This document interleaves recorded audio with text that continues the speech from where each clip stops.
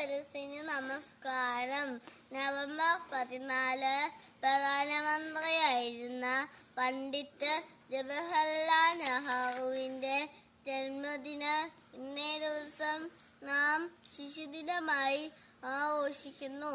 നമ്മുടെ ചാച്ചാരി പറഞ്ഞു, രാഷ്ട്രത്തിന്റെ ഭാവി ഞാൻ ശിശുക്കളിലൂടെയാണ് സ്വപ്നം കാണുന്നത്. ശിശുക്കളെ ഇഷ്ടപ്പെട്ടിരുന്ന ഒരു മഹാത്മാവാണ് നെഹ്റു. കുട്ടികൾ ചാച്ചാരി എന്ന് സ്നേഹപൂർവ്വം വിളിക്കുന്നു.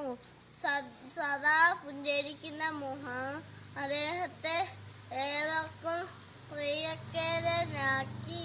ശിശുക്കൾ നാളെയുടെ പ്രതീക്ഷയാണ് എന്ന് തിരിച്ചറിഞ്ഞ മഹാനാണ് ജവഹർലാൽ നെഹ്റു. വളരുന്ന തലമുറയ്ക്ക് ചാച്ചാരി ഒരു മാതൃകയാണ്.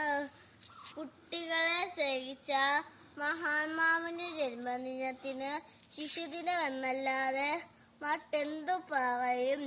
ഈ തീര നേതാവിനെ ഈ ശിശുദിനത്തിൽ നന്ദിയോടെ നമുക്കോർക്കാം.